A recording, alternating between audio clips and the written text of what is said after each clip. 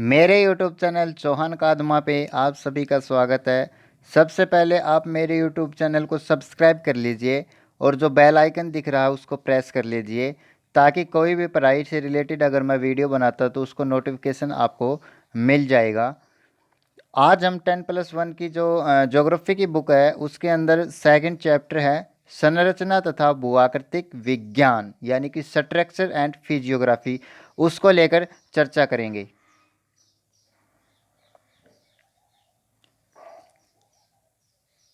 सबसे पहले भारत के जो विभिन्न भूभाग हैं उनका निर्माण एक लंबे भूवैज्ञानिक इतिहास में हुआ है। यानी कि भारत के अंदर जो भूभाग हमें दिखाई पड़ते हैं उसका जो निर्माण हुआ वो काफ़ी समय पहले हो गया था। और भूवैज्ञानिक संरचना व शैल समूह की भिन्नता के आधार पर भारत को 3 भूवैज्ञानिक खंडों में विभाजित किया गया है। क्योंकि भारत के जो भूवैज्ञानिक संरचना है और जो शैल समूह है वो अलग अलग प्रकार के पाए जाते हैं, इसलिए उसको 3 प्रकार में खंडों में डिवाइड कर दिया है। ये भूवैज्ञानिक प्रदेश मोटे तौर पर भौतिक लक्षणों पर आधारित होते हैं। तो वो किस प्रकार हैं? सबसे पहले आता है प्रायद्वीपीय खंड, जो दक्षिण भारत का हमारा प्रायद्वीपीय पठार वगैरह होती है उसके अंतर्गत आता है।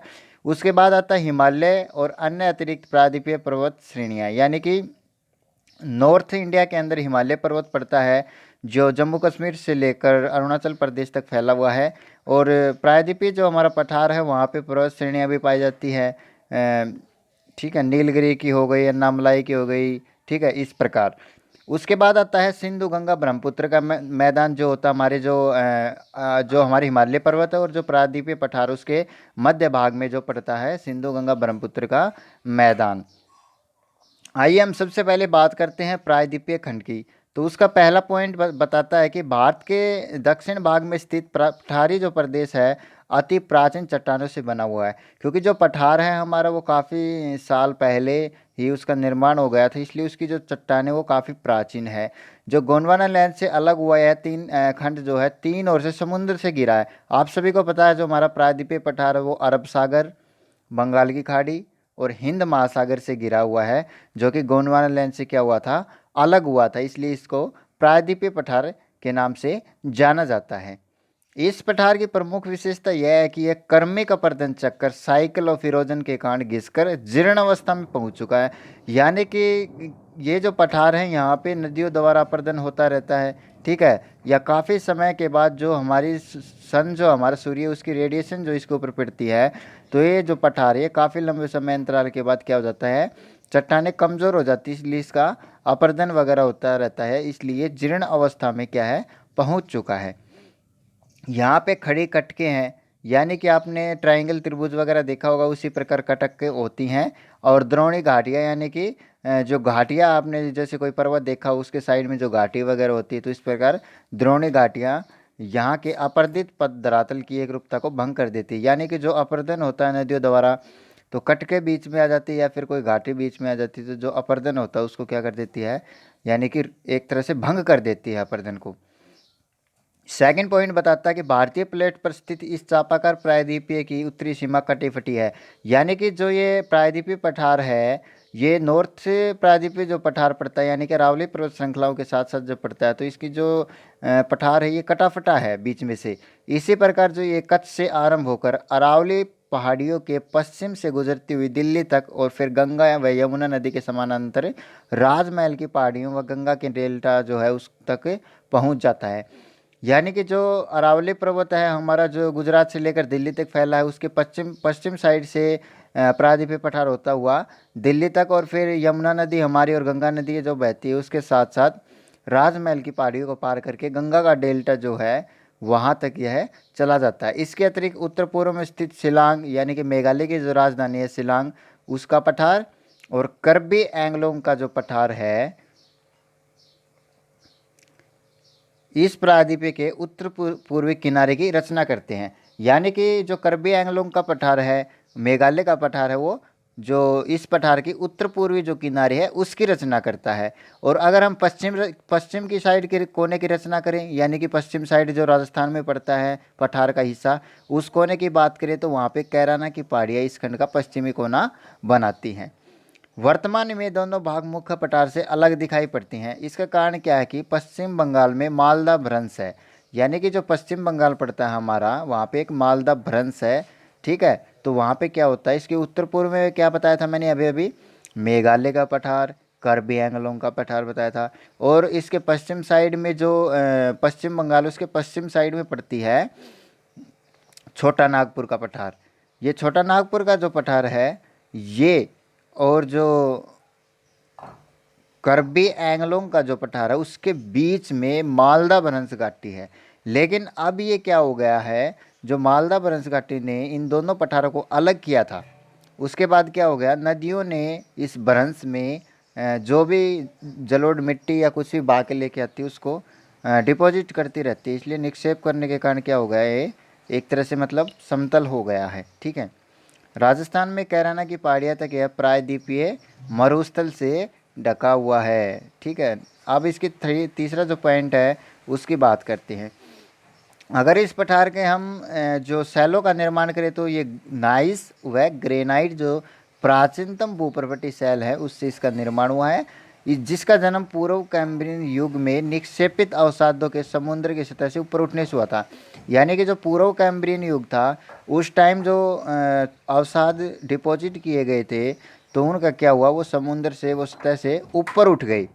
और वो समुद्र की सतह से ऊपर उठने के बाद क्या हुआ, उसके बाद वो कभी भी समुद्र के अंदर नहीं डूबे हैं।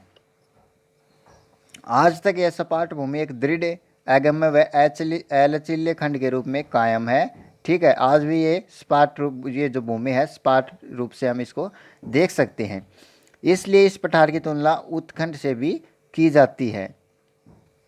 इसके फोर्थ पॉइंट की अगर हम बात करें तो प्रायद्वीपीय पठार की संरचनात्मक इतिहास, प्रथम प्रमुख घटना विंध्य महाकल्प, यानी कि जो विंध्य महाकल्प था वहाँ पे क्या हुआ था, जो हमारी अरावली जो पर्वत श्रृंखला है जो कहाँ से कहाँ तक फैली है, गुजरात से लेकर नई दिल्ली तक। तो अरावली क्षेत्र की भूअबंती में जमे अवसाद, यानी कि भूअबंती यानी कि पृथ्वी के अंदर है, भू जो हमारी पृथ्वी के अंदर है क्या थे, अवसाद जो जमे हुए थे, उससे क्या हुआ था, हमारे अरावली पर्वत श्रेणी का क्या हुआ था, निर्माण हुआ था। और लंबे समय के अपर्दन के बाद, यानी कि जो अरावली पर्वत श्रृंखला है इसका कंटिन्यू अपर्दन होता रहा काफ़ी समय तक, इसलिए क्या हो गया, पहले की जो इसकी अवस्था थी उस अवस्था में अब ये देखने को हमें नहीं मिलती है। और अरावली पर्वत का जो जन्म हुआ था उसके साथ साथ दक्षिण के अंदर नल्लामलाई की जो पर्वत श्रेणी है उसका भी विकास हो गया था। इस पठार के उत्तर में वलन व संचलन होते रहे, यानी कि जो वलन होता है, जैसे दो प्लेटें टकराती है तो हिमालय पर्वत का निर्माण हुआ वलन से, ठीक है। संचलन वगैरह तो होते रहे, लेकिन प्रायद्वीपीय भारत की अगर हम बात करें, यानी कि जो प्रायद्वीपीय पठार है तो वहाँ पे हमें काफ़ी समय से न तो संपीड़न और न ही वलन देखने को मिल रहा है। लेकिन क्या होता है कि पृथ्वी में तनाव उत्पन्न होता रहता है, इसलिए वहाँ पे ऊर्ध्वाधर हलचल वगैरह होती रहती है, जिसके कारण भ्रंश यानी कि प्लेटें होती है वो दूर चली जाती है, तो एक दरार का निर्माण कर देती है, भ्रंश वगैरह और विभंजन वगैरह होते रहते हैं। इन क्रियाओं से क्या होता है, पठार के भूस्थलों का उत्थान व धसाव होता रहता है, यानी कि जो पठार है वो उसके जो भूस्थल होते हैं या तो वो ऊपर की ओर उठ जाते हैं या फिर वो नीचे की ओर चले जाते हैं। इनके कारण क्या होता है, इसके ऊपर और नीचे उठने के कारण नई अपर्दन क्रिया होनी स्टार्ट हो जाती है, जिस जो यहाँ की जीर्ण और वृद्ध शतला करते हैं वहाँ पे नई युवा लक्षणों का प्रादुर्भाव भी होता रहता है। अगर हम पलनी और जो नीलगिरी की पहाड़ियाँ हैं, नीलगिरी की पहाड़ियाँ यानी कि जो केरल हमारा कर्नाटक है वहाँ पे देखने को मिलती है, जो उसकी सीमा है वहाँ पे होती है। तो नीलगिरी की जो पहाड़ियाँ हैं ये नए उत्थान का ही हमें प्रमाण देती है। दूसरी ओर अगर हम बात करें अवतलन की, भूभाग के अवतलन की, तो उसमें हमें गोदावरी, महानदी, दामोदर घाटियाँ के द्रोणी भ्रंश तथा नर्मदा, ताप्ती, मालाबार और मेघनाथ तटों के भ्रंश दशाओं से मिलते हैं। यानी कि आपने देखा होगा नर्मदा नदी है, ताप्ती नदी है, भ्रंश घाटी से होकर बहती है, यानी कि नर्मदा अमरकंटक की पहाड़ियों से निकलकर किसके, अरब सागर में जा गिरती है, और ताप्ती नदी भी किस में जाके गिरती है, अरब सागर में जाके गिरती है। इस डायग्राम के थ्रू आप समझ लीजिए कि हमारा प्रायद्वीपीय पठार है वो कैसे, कहाँ तक, किस प्रकार फैला हुआ है। ये जो हमारा क्षेत्र है, ये जो मैंने अभी अभी बनाया है, ये हमारा प्रायद्वीपीय पठार है, ठीक है।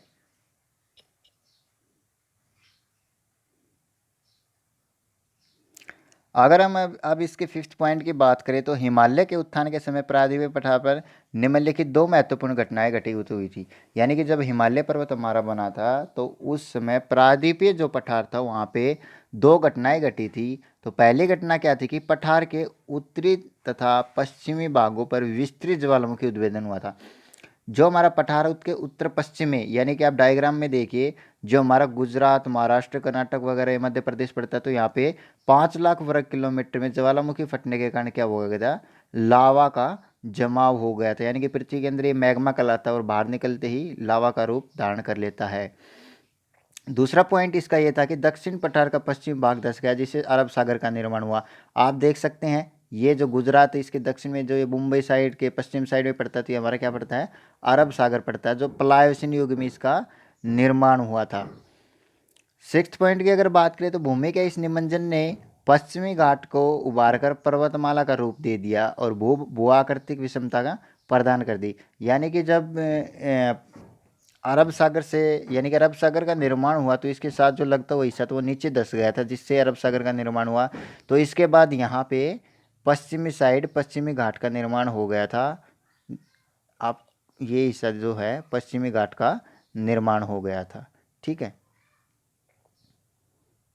इसके बाद सातवां पॉइंट मैंने बता दिया कि प्लायोसिन यानी कि प्लियोसिन भी कह सकते हैं, इस युग में अरब सागर का निर्माण हुआ था। और पूर्वी तट की अगर हम बात करें तो पूर्वी तट तथा संलग्न महाद्वीपीय निमग्न तट के बारे में मत है कि पूराजीवी महाकल्प के पश्चात, यानी कि इसमें पूराजीवी महाकल्प का जिक्र किया गया है। तो उसके पश्चात इस तट रेखा की स्थिति में कोई अधिक परिवर्तन नहीं हुए। यानी कि जो हमारा ये पश्चिमी घाट है, इंडिया का जो पश्चिमी घाट है, ये डायग्राम के थ्रू आप देखिए, जो ये पश्चिमी घाट है, ये जो है, सॉरी पूर्वी जो घाट है, पूर्वी घाट की बात करें हम, जो पूर्वी घाट है यहाँ पे हमें कोई परिवर्तन देखने को नहीं मिला। ठीक है, अब हम बात करते हैं हिमालय और अतिरिक्त अन्य प्रायद्वीपीय पर्वत श्रेणियाँ। जो हिमालय की जो श्रेणियाँ हैं और जो प्रायद्वीपीय खंड है, इसके अंदर काफ़ी डिफरेंट देखने को मिलता है, क्योंकि जो प्रायद्वीपीय पर्वत श्रेणियाँ की भूवैज्ञानिक संरचना युवा, हिमालय और अन्य अतिरिक्त प्रायद्वीपीय पर्वत की जो श्रेणियां हैं, यानी कि प्रायद्वीपीय खंड था एक, तो जो हमने पहले अभी अभी पढ़ा, अब हम पढ़ रहे हैं हिमालय के बारे में और प्रायद्वीपीय जो पर्वत हैं उनके बारे में, न कि पठार के बारे में। तो जो हिमालय पर्वत है और पर्वत श्रेणियाँ, प्रायद्वीप की जो पर्वत श्रेणियाँ हैं, ये युवा, दुर्बल और लचीली हैं। ठीक है, युवा यानी कि युवा है, वीक है और फ्लेक्सिबल है, लचीली है। इन पर्वतों पर आज भी यानी कि अंतर्जनिक और बहिर्जनिक बल कार्य कर रहे हैं। यानी कि पृथ्वी के अंदर जो बल लगाया जाता है उसको अंतर्जनिक बल कहते हैं, और बाहर की साइड जो बल लगता है उसको बहिर्जनिक, यानी कि अर्थ सरफेस के ऊपर। तो अंतर्जनिक बल में क्या होता है, या तो भूकंप आएंगे या फिर ज्वालामुखी। बहिर्जनिक बल में क्या होता है, पवनों द्वारा अपर्दन होगा या नदियों द्वारा अपर्दन होगा। ठीक है, इन्हीं बलों के परिणाम स्वरूप इन इन नवीन पर्वतों में वलन होते रहते हैं, भ्रंश होते रहते हैं और शेप मैदान विकसित होते रहते हैं। यानी कि अपर्दन होने के बाद मैदान बिल्कुल समतल हो जाता है, या फिर दो दो चट्टानें दूर चली जाती तो भ्रंश घाटियाँ बन जाती है, जो हमारी नर्मदा नदी बहती है। ठीक है, या वलन यानी कि दो चट्टानें, दो जब प्लेटें टकराती हैं तो उसमें हिमालय पर्वत का निर्माण हुआ था, जैसे वलन होता रहता है। आज भी हमारा हिमालय क्या है, बढ़ रहा है। इन पर्वतों की उत्पत्ति विवर्तनिक हलचलें यानी कि जो प्लेट टेक्टोनिक्स वगैरह होती हैं उनसे हुई है। तेज बहाव वाली नदियों द्वारा विक्षेपित हो जाने के बावजूद ये पर्वत आज भी अपनी युवावस्था में, यानी कि नदियाँ इनके अंदर से काफ़ी बहती हैं, जिससे क्या होता है, इनका अपर्दन भी होता रहता है, लेकिन फिर भी आज ये पर्वत जो है युवावस्था में हमें देखने को मिलते हैं। अगर हमें इसकी युवावस्था का प्रमाण हमें देखें तो हम गार्ज देख सकते हैं, यानी कि दिहांग गार्ज, यानी कि जो ब्रह्मपुत्र नदी है अरुणाचल प्रदेश में प्रवेश करती है, तो वहाँ पे दिहांग गार्ज का निर्माण करती है, यानी कि गड्ढा बना देती है। वी आकार की घाटियाँ, यानी कि जब नदी युवावस्था में जब अपर्दन करती है तो वी आकार की घाटी बनाती हैं। या फिर हमें सिप्रिकाएँ देखने को मिलती हैं, या जलप्रपात, जो पानी ऊंचाई की तरफ से नीचे पड़ता हुआ दिखाई देता है तो उसको हम क्या कहते हैं, जलप्रपात। ये डायग्राम आप देख सकते हैं। ठीक है, यहाँ पे ये अवसादी चट्टानों का वलित पर्वतों की रूपांतरण, यानी कि विवर्तनिक हलचलों से हिमालय पर्वत की उत्पत्ति। ये देखिए, एक चट्टान, एक एक जो प्लेट है इस तरफ से आ रही है, ये देखिए एक तरफ ये आपने इसमें दे भी रखा, इस तरफ से आ रही है। इन दोनों के टकराने से क्या है, जो टैथिस हमारा सागर था पहले, ठीक है, लारेशिया गोनोनोलैन था, उस टाइम की बात कर रहे हैं, पेंजिया पैंथालासा। तो ये जो टैथिस सागर था, ये जो हमारा टैथिस सागर, इसमें क्या थे, अवसाद जमा होते रहे, जिसके बाद क्या हो गई है, यहाँ पे जब दोनों प्लेटें टकराई तो हिमालय पर्वत का निर्माण हो गया था, ठीक है। अब हम बात करते हैं सिंधु गंगा ब्रह्मपुत्र का मैदान। आप सभी को पता है सिंधु नदी जैसे हमारे भारत का जो उत्तरी मैदान है, यानी कि जो हिमालय है उसके दक्षिण में और प्रायद्वीपीय पठार उसके उत्तर में, यानी इन दोनों के मध्य में जो क्षेत्र आता है वो उत्तरी मैदान का क्षेत्र आता है। इसका विस्तार की अगर बात करें तो सिंधु नदी से के डेल्टा से लेकर पूर्व में गंगा नदी का जो डेल्टा है वहाँ तक इसका विस्तार फैला हुआ है। भारत के भूगर्भिक इतिहास में तीसरी और नवीनतम इकाई है। भूगर्भ शास्त्री सुएज के अनुसार हिमालय के निर्माण के तीसरे चरण में आज से 6.4 करोड़ साल पहले हिमालय व पठार के बीच एक भूअबंती बन गई, जिसे टैथिस सागर के जल ने भर दिया था। यानी कि सुएज जी बताते हैं, मोदी जी बता, भूगर्भ शास्त्री थे सुएज जी, वो बताते हैं कि 6.4 करोड़ साल पहले क्या थे, हिमालय व पठार के बीच में, यानी कि एक गड्ढा सा बन गया था। तो वहाँ पे जब हिमालय का निर्माण हुआ तो वहाँ पे टैथिस सागर था, यानी कि पानी भरा हुआ, तो वो कहीं तो जाएगा। तो फिर वो जो ये क्षेत्र आ गया था वहाँ पे हिमालय और पठार के बीच में, तो वहाँ पे क्या हो गया था, जल भर गया था। और कालांतर में इस गर्त को क्या हुआ, जो ये गड्ढा था जिसमें जल भरा हुआ था, वहाँ पे सिंधु गंगा ब्रह्मपुत्र या इसकी सहायक नदियों ने तथा प्रायद्वीपीय पठार की जो नदियाँ हैं बाहर से आने वाली, प्रायद्वीपीय बाहर से आने वाली जो नदियाँ हैं अपने निक्षेप से भर दिया। यानी कि वहाँ पे एक कंकर पत्थर जो भी जलोढ़ मिट्टी थी उसका निक्षेपण कर दिया, डिपॉजिट कर दिया और एक विशाल मैदान बना दिया था।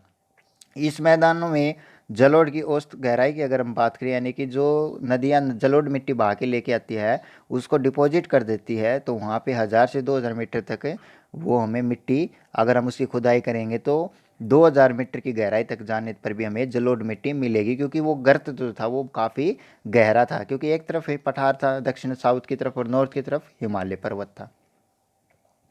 सिंधु गंगा और ब्रह्मपुत्र का यह मैदान आज भी निर्माण की प्रक्रिया में है, जिसका प्रमाण हमें सुंदरबन के निरंतर बढ़ते हुए डेल्टा से मिलता है। यानी कि जो सिंधु और गंगा ब्रह्मपुत्र का मैदान है वो आज भी निर्माण हो रहा है, वहाँ पे जलोढ़ मिट्टी का निर्माण होता रहा है, होता आ रहा है। क्यों? क्योंकि जो सुंदरबन का डेल्टा है उसके अंदर जो भी नदियाँ बहा के लेके जाती है कंकर पत्थर, लास्ट में जब उनको उसमें बंगाल की खाड़ी, बे ऑफ बंगाल है, यानी कि बंगाल की खाड़ी में उसको डिपॉजिट करती है वहाँ पे ले जाके, तो सुंदरबन का जो डेल्टा है वो आज भी ऊंचाई की तरफ बढ़ रहा है। और डेल्टा की जो आकृति होती है वो हेरोडोटस ने उसकी आकृति दी थी, जिस जो किस प्रकार की होती है, ट्राइंगल जो त्रिभुज आपने देखी होगी, इस तरह से ये क्या है, बढ़ रहा है, इस तरह से ऊंचाई की तरफ ये बढ़ रहा है, ठीक है। ऊपर की गई विवेचना से स्पष्ट होता है कि भूवैज्ञानिक संरचना की दृष्टि से भारत के विभिन्न क्षेत्रों में भारी अंतर पाया जाता है। आप सभी को पता चला कहीं पर प्रायद्वीपीय पठार है, कहीं मैदान है और कहीं पर पर्वत या पर्वत श्रेणियां हैं, ठीक है। भारतीय उपमहाद्वीप की भू आकृति एवं उच्चावच पर भी यहाँ की भूवैज्ञानिक एवं भू आकृतिक प्रक्रियाओं के अंतर की जबरदस्त असर दिखाई पड़ता है। आप सभी को प्रायद्वीपीय पठार, प्रायद्वीपीय पठार, मैदान और पर्वत, हिमालय पर्वत या प्रायद्वीपीय श्रेणियां हैं, जो पर्वत श्रेणियां हैं उनका पता चला। इस डायग्राम के थ्रू आप हम अब समझेंगे फिजियोग्राफी, यानी कि भूआकृति। किसी भी देश की भौतिक स्वरूप के विकास में 3 दशाओं की सदैव निर्णायक भूमिका होती है। वे कौन कौन से? एक तो भौगोलिक संरचना होती है, यानी कि स्ट्रक्चर, एक होता है प्रोसेस यानी कि प्रक्रम, और तीसरा होता है विकास की अवस्था, स्टेज ऑफ डेवलपमेंट। भारत का विशाल भूखंड भी इसका अपवाद नहीं है। यहाँ के लंबे भूगर्भिक इतिहास में उच्चावच के विभिन्न लक्षण विकसित हुए हैं। भूआकृति के आधार पर भारत को निम्नलिखित भागों में बांटा जाता है। यानी कि भूआकृति की अगर हम बात करें फिजियोग्राफी की, तो उसमें भारत को निम्नलिखित भागों में बांटा जाता है। एक तो होता है उत्तरी तथा उत्तर पूर्वी पर्वतमाला, ठीक है। एक है उत्तर भारत का मैदान, ठीक है। तीसरा आता प्रायद्वीपीय पठार, फिर आता भारतीय मरुस्थल, फिर आता तटीय मैदान, फिर आता द्वीप समूह। यानी कि अगर हम मैप के हिसाब से समझें तो ये हमारा क्या हो गया, हिमालय पर्वत हो गया। यहाँ पे हमारा जो राजस्थान में थार मरुस्थल है हो गया, ठीक है।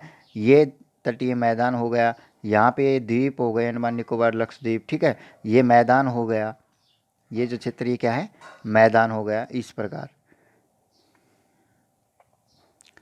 सबसे पहले हम बात करते हैं उत्तर तथा उत्तर पूर्वी पर्वतमाला, यानी कि पहला पॉइंट था उत्तर तथा उत्तर तथा उत्तर पूर्वी पर्वतमाला, तो उसका जिक्र करेंगे। उत्तरी तथा उत्तर पूर्वी पर्वत श्रेणियों में हिमालय और पूर्वांचल की पहाड़ियों को शामिल किया जाता है। यह विश्व की सर्वाधिक ऊंची पर्वत श्रृंखला जो अपनी हिमाच्छादित चोटियों और हिमनदियों, गार्जों तथा सघन वनों के कारण जानी जाती है। यानी कि आप देखिए, जो मैंने अभी अभी बताया था कि जो ये पर्वत श्रेणी, यानी कि ये इस पर्वत श्रेणियों का जिक्र हो रहा है जो कहाँ से फैली है, JNK से लेकर अरुणाचल प्रदेश, और ये साउथ की ओर भी मुड़ जाती हैं, और थोड़ी सी ये गारो खासी जयंतियाँ यानी कि पूर्व से पश्चिम की ओर भी मुड़ जाती हैं, जो मेघालय के अंदर आती हैं। अब हम बात करेंगे हिमालय पर्वत भारतीय उपमहाद्वीप में उत्तर की ओर पश्चिम से पूर्व दिशा में सिंधु तथा ब्रह्मपुत्र नदियों के बीच में लगभग 2500 किलोमीटर लंबाई फैली हुई है। जो अभी अभी मैंने आपको डायग्राम द्वारा बताया था, जो हमारा जो हिमालय पर्वत है, सिंधु नदी से लेकर ब्रह्मपुत्र नदी के बीच में 2500 किलोमीटर फैला हुआ है। यानी कि ये जो हमारी यहाँ से सिंधु नदी बहती है, ठीक है, सिंधु नदी, और ये यहाँ से निकल कर ये ब्रह्मपुत्र नदी हो गई, तो इसके बीच में ये जो क्षेत्र हो गया, कितना हो गया, 2500 किलोमीटर, ठीक है, कितना फैला हुआ है, 2500 किलोमीटर फैला हुआ है। हिमालय की चौड़ाई 150 से 400 किलोमीटर, यानी कि हिमालय पर्वत है वो, उसकी चौड़ाई है समान नहीं पाई जाती, कहीं पर तो 150 किलोमीटर मिलेगी, कहीं पे हमें कितनी मिलेगी, 400 किलोमीटर मिलेगी। हिमालय में विश्व की सबसे ऊंची चोटी आपको पता ही है, माउंट एवरेस्ट 8848। ये जो 8850 दे रखा है, आप इसको इग्नोर करें, 8848 मीटर, ठीक है, 8848 मीटर है। अगर हम GPS यानी ग्लोबल पोजिशनिंग सिस्टम के आधार पर देखते हैं तो ये 8850 मीटर हमें ऊंचाई देखने को मिलती है। इसका नाम अगर हम बात करें तो नेपाल में सागरमाथा के नाम से जानी जाती है। हिमालय में लगभग 140 पर्वत शिखर ऐसे मिलेंगे जो हमें आल्प्स की सबसे ऊंची जो चोटी माउंट ब्लैक, जो कि 4810 मीटर ऊंची है, उससे भी अधिक ऊंचे 140 पर्वत शिखर हमें हिमालय में देखने को मिलते हैं। वास्तव में हिमालय कोई पर्वत नहीं है, ये एक पर्वत श्रेणी है जो पूर्व से पश्चिम या पश्चिम से पूर्व की ओर कह सकते हैं, एक श्रृंखला के रूप में फैली हुई है। हिमालय के अंदर ही श्रेणियों में मध्य एशिया में पामीर का पठार आपने पढ़ा होगा, जिसे दुनिया की छत कहते हैं, वो भी इसके अंतर्गत आता है। अब हम इसकी बात करते हैं। सबसे पहले इसके अंदर आता है, इसको 4 भागों में डिवाइड किया गया है। सबसे पहले जो इसका भाग हुआ आता है ट्रांस हिमालय अथवा तिब्बत हिमालय, क्योंकि यह जो महान हिमालय उसके उत्तर में उसके समानांतर यानी कि पूर्व से पश्चिम दिशा में फैला हुआ है, ठीक है, इसलिए तिब्बत के दक्षिण में स्थित होने का कारण इसलिए इसको तिब्बत हिमालय कहते हैं। जैसे अभी अभी डायग्राम में मैंने बताया था, ये जो क्षेत्र है ये, ठीक है, ये जैसे यहाँ पे तिब्बत पड़ता है, ठीक है, तिब्बत, तो इसको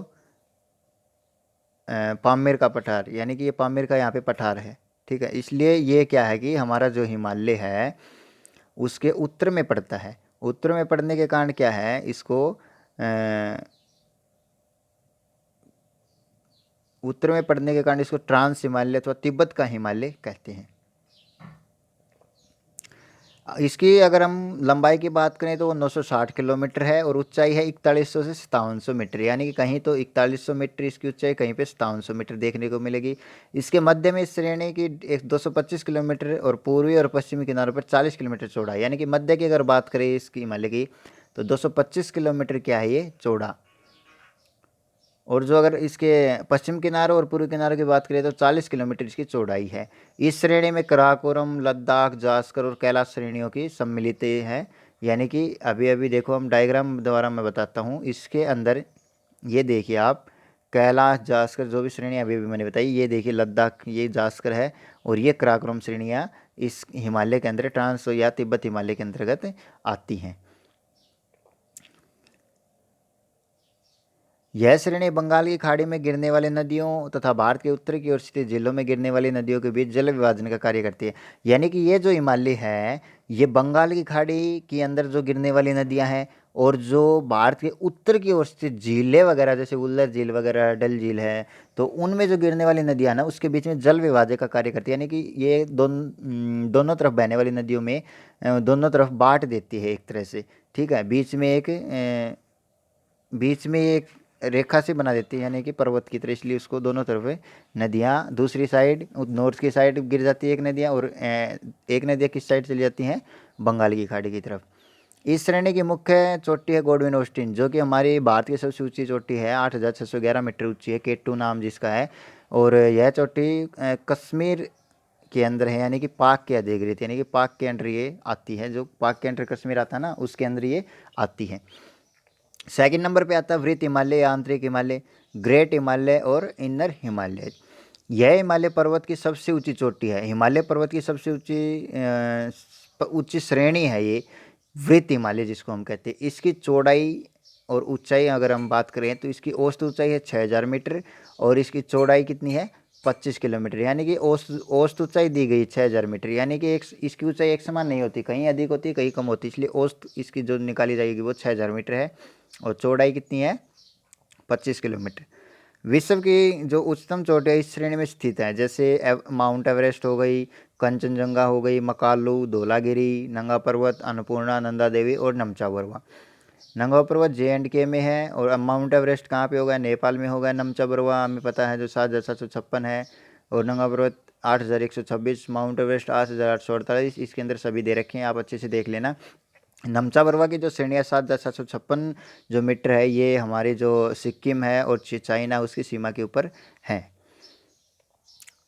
अधिक ऊंचाई के कारण वृत्त हिमालय सदा बर्फ से ढका रहता है, यानी कि ऊंचाई की तरफ आपको पता है 165 मीटर की ऊंचाई पर जाते तो 1 डिग्री सेल्सियस टेम्परेचर गिर जाता है, कम हो जाता है, तो इसलिए वृत्त हिमालय उसकी ऊंचाई ज़्यादा होने के कारण वहाँ पे बर्फ़ से ढका रहता है, इसलिए इसको हिमाद्री के नाम से भी जाना जाता है। अब हम बात करते हैं लघु या मध्य हिमालय। ठीक है, यह श्रेणी वृत्त हिमालय के दक्षिण में लगभग उसके समानांतर पूर्व से पश्चिम फैली, यानी कि ये श्रेणियाँ जो हैं ये कोई पर्वत नहीं है, ये पर्वत श्रेणियाँ आपस में एक दूसरे के समानांतर फैली हुई हैं। तो लघु हिमालय है वो वृत्त हिमालय के दक्षिण में, यानी कि उसके समानांतर पूर्व से पश्चिम की ओर फैला हुआ है।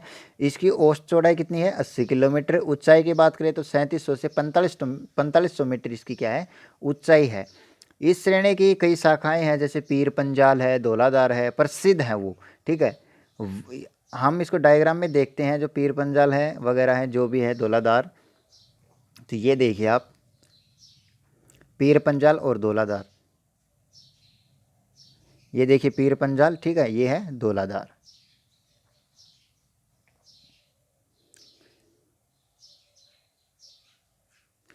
आगे हम बात करते हैं वृत्त तथा लघु हिमालय के बीच विस्तृत घाटियां हैं। ठीक है, जो लघु हिमालय है या वृत्त हिमालय उसके बीच में एक घाटी है जिसका नाम एक तो कश्मीर घाटी है और दूसरी नेपाल में है काठमांडू घाटी। भारत के अधिकांश स्वास्थ्यवर्धक स्थान, यानी कि जैसे हम घूमने के लिए जाते हैं, जैसे शिमला जाते हैं, मसूरी, डलहौजी, नैनीताल, दार्जिलिंग, ठीक है, ये पश्चिम बंगाल के नॉर्थ साइड दार्जिलिंग वगैरह हो गया, नैनीताल उत्तराखंड ये जो हो गए, ठीक है, शिमला हिमाचल में शिमला मसूरी वगैरह हो गया आदि लघु हिमालय की दक्षिण ढलानों पर स्थित है। जो लघु हिमालय उसके कहाँ पे है, दक्षिण जो ढलाने हैं वहाँ पे ये स्थित है। उसके बाद आता है बाह्य हिमालय या उप हिमालय अथवा शिवालिक श्रेणियाँ। शिवालिक श्रेणियाँ जो हमारे हरियाणा के अंतर्गत भी, नॉर्थ हरियाणा जो है उसमें भी आती हैं।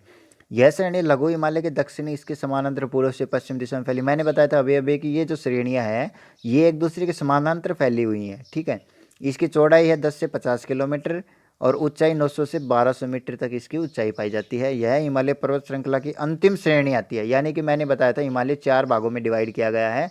ठीक है, ट्रांस या तिब्बत हिमालय, वृत्त हिमालय, लघु हिमालय या फिर शिवालिक हिमालय कह सकते हैं, या फिर बाह्य हिमालय या उप हिमालय के नाम से जाना जाता है।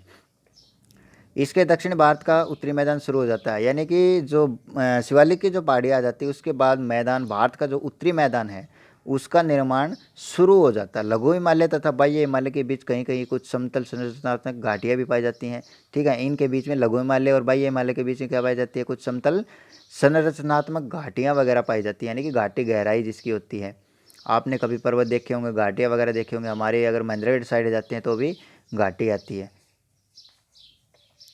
जिन्हें पश्चिम में दून कहा जाता है तथा पूर्व में दुआर, यानी कि इनके नाम रख दिए गए हैं, ये आने जाने के रास्ते होते हैं इसलिए इसे पश्चिम में दून कहते हैं और पूर्व साइड क्या कहते हैं, दुआर। जैसे देहरादून, कोथरीदून, पटलीदून और इसके प्रमुख उदाहरण हैं। ठीक है, जैसे देहरादून, कोथरीदून तथा पटलीदून इसके क्या है, प्रमुख उदाहरण। अक्साई चीन, देवसाई, दीपसांग तथा लिंगजी तांग एक उच्च तरंगित उबड़ खाबड़ मैदान इन पर्वतों के निर्माण से पहले ही क्रेटेसिस काल में बन चुके थे। यानी कि ये जो पर्वतों का निर्माण हुआ था उससे पहले अक्साई चीन, देवसाई, दीपसांग तथा लिंगजी तांग के उच्च तरंगित जो उबड़ खाबड़ मैदान थे, इन पर्वतों के निर्माण पहले ही क्रेटेसिस एक युग काल था जिसमें इनका निर्माण हो चुका था। ये अपरदनात्मक होते हैं, जो अपरदन वगैरह, उसके कारण धरातल के प्रमाण हैं। मुख्य हिमालय के अतिरिक्त कुछ शाखाएं भी हैं जो जिनका संक्षिप्त वर्णन नीचे दिया गया है। सबसे पहले आता उत्तर पश्चिमी शाखा। ये शाखा सिंधु नदी से परे उत्तर पूर्व से दक्षिण पश्चिम दिशा में विस्तृत है, यानी कि उत्तर पूर्व से दक्षिण पश्चिम दिशा में विस्तृत है, जिसमें हजारा है, सुलेमान है, बुगती है, किरदर तथा मेक्सन सम्मिलित है। आप मैप के अंदर देख सकते हैं, ये देखिए सुलेमान, किरदर, जो हमारी सिंधु नदी बहती ना ऐसे, ठीक है, ये झेलम, चिनाब, रावी, व्यास, ये जो नदियाँ हैं, ये जो नदियाँ हैं ये इसकी सहायक नदियाँ हैं, सिंधु नदी वगैरह, ठीक है, बहती हैं। तो इसके पश्चिम साइड यानी कि उत्तर पूर्व से दक्षिण पश्चिम की साइड, ठीक है।